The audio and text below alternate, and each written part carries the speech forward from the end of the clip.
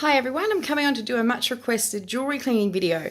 After my last haul, I said that there was a lot of pieces that were really dirty and I was going to do a clean. I normally don't clean my pieces if I'm just putting them away, but for the purposes of explanation and teaching everybody, I'll do this one today. What I've done here is I've popped some silver pieces, some necklaces, a little pendant that need cleaning. And then I've also got several pairs of earrings, but what I'm going to do is clean one of the earrings of each of them and not the other so that you can see the difference. I do want to do a disclaimer. I've got a little pile here to show you a disclaimer before I start this video that this particular cleaning method, I've got several different ones. This is my fast cleaning method.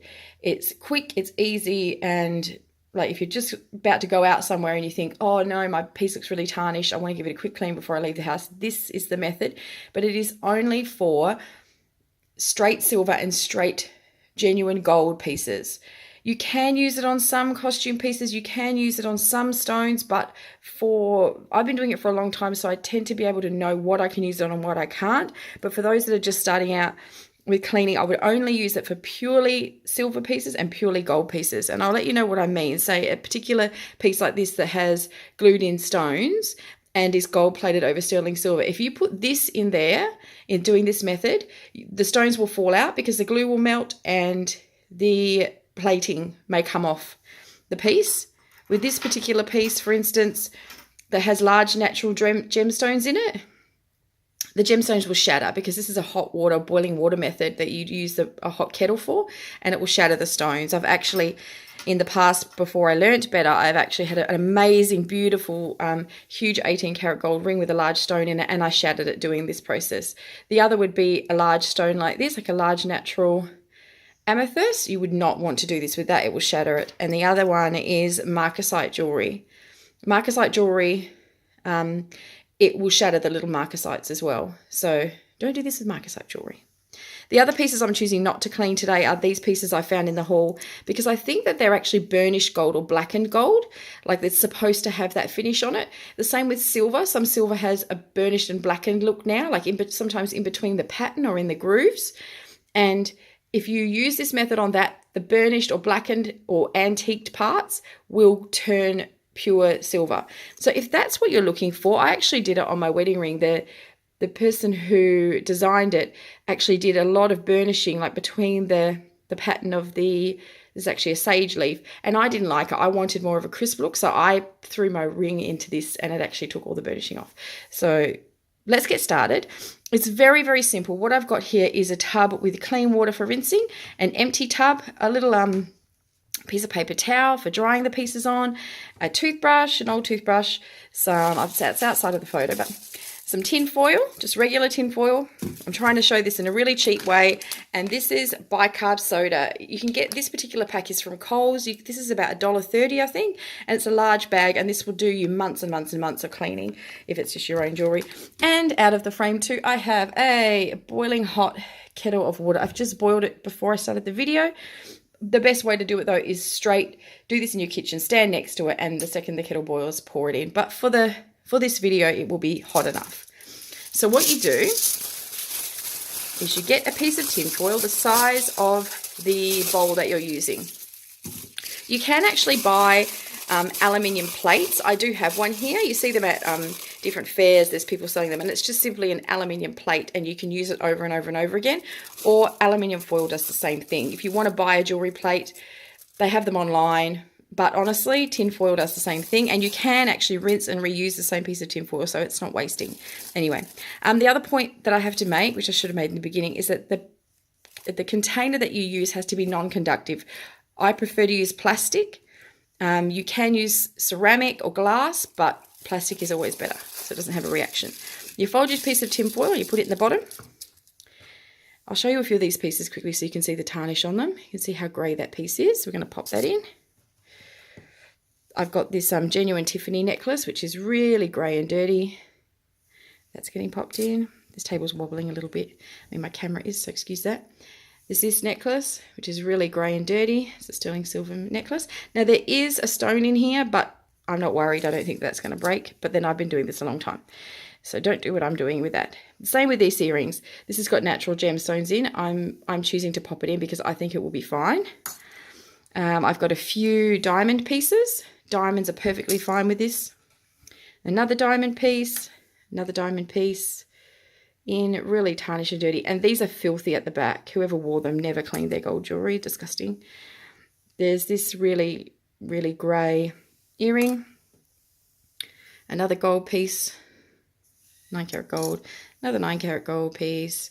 And another 9 karat gold piece. That's what I'm popping in. So you pop them into the container. You take some bicarb soda. And you basically, probably about a tablespoon. I just sprinkle it on to cover them. Just like that. So it's covered. Move these pieces out of the way. And then you take your boiling water and you pour it in. And it will fizz, so don't put too much. You only basically want to cover it so the jewellery themselves are covered. And then these ones are floating, I think, because they're hollow. You give them a little whiz about. Now you can choose to take these out straight away, or you can leave them for a few minutes. I usually don't leave them very long. I don't know if you can see. If I lift this up, the steam might make my camera fog up though. So can you see already that this L is like super duper shiny? I've actually forgotten something. Excuse me for one moment while I go and get a fork or something, because I'm not going to be able to put my fingers in there. Hang on a sec.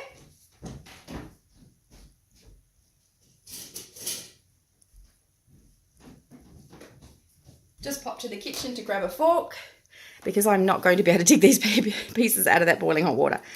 So I'll take the pieces out now. To me, I think that they've been in there long enough. There might be a couple in there that are a bit stubborn because they were really dark, like the Tiffany. But have a look at that. Perfectly clean, shiny, amazing. And we're going to just pop it in some cold water to rinse off, because you do want to get all the bicarb off. If you don't, then you're going to have problems with it going white later on. So the bicarb will actually settle as white powder on the jewellery. I mean, look at that. I'll actually hold them next to the dirty pieces afterwards. Let's give them all a rinse. Get them out, give them a rinse. Yeah, you can, if they're pieces that you're just trying to get the tarnish off, just doing this, putting them in and getting them out is enough. You don't need to really, I don't hardly ever use a toothbrush unless, like some of these pieces had the most disgusting years of ear crud behind them. I mean, look at that already.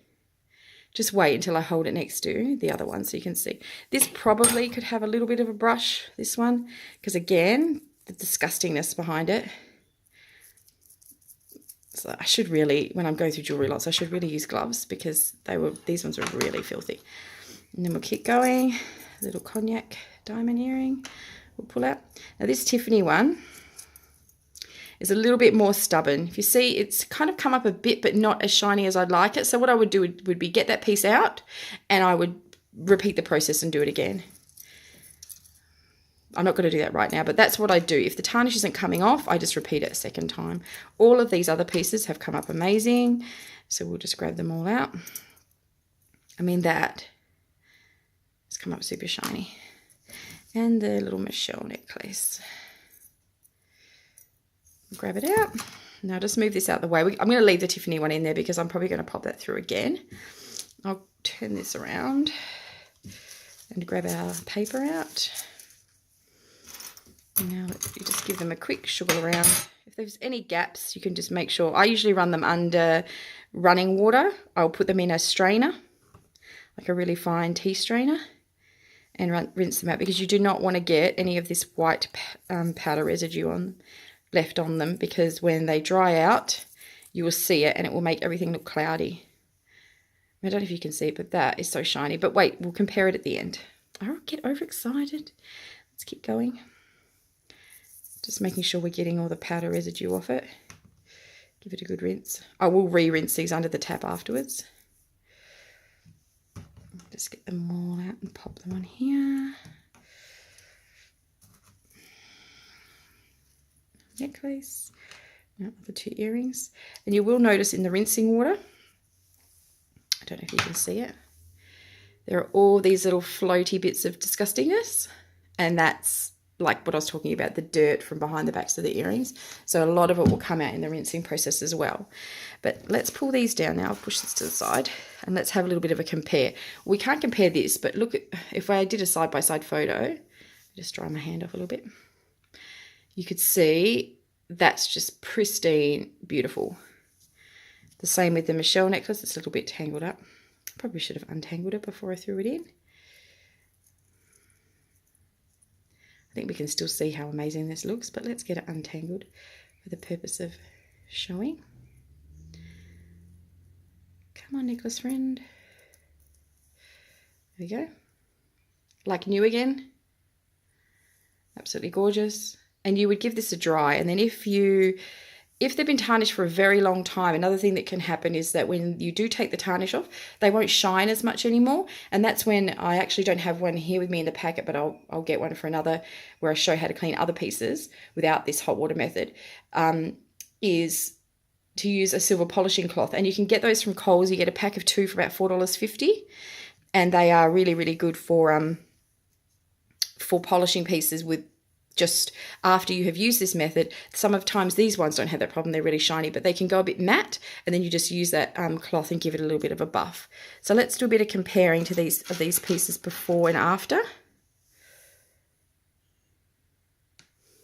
You might not be able to see actually in this lighting how grey this one is and how this one is shiny. It looks like brand new. That's that pair. Let's try these ones here. Again, I don't know if the camera's going to show it with the gold. Some pieces will show more than others. Even the cleanliness of the stones. I don't know if you can see, this is really dull and this is super duper shiny. I wish you could be standing here to see it. And with the gold, I think you can see the difference. This one's really tarnished and this is really super clean. Oh. And this one here. It's an amazing difference. I can see it here, but maybe you can't see it on the camera. These have got so much filth on them and they've come up super clean. I wanted to do this outside, but my neighbours actually, it's a long weekend and they've got people over, so you would have been able to hear them chatting. So next time I might redo this at a later date and do it outside in the natural light so you can see. But I don't know if you can see there how shiny this is and how matte, and just you can see how gross that one is. And then again with this earring here, dirty, clean. So yeah, that's the hot water method. I don't need to show the other ones. You can see the difference, or maybe with the ball one. That's the hot water bicarb and alfoil method. It's what I use for cleaning the majority of my jewellery, unless it has precious stones. Again, please hear the disclaimer about putting natural stones into it. Never put a pearl into this method. Never put a genuine ruby or emerald or sapphire, anything like that. It will crack. So please, please, please don't put those things into this method. This is mainly for your solid gold diamonds and sterling silver jewellery. But thank you very much for watching. Please let me know if this was informative, and I'm going to do several videos with different methods. So this is my first and most used method, and I will come back in the next few days with some different methods. Thank you very much. Bye.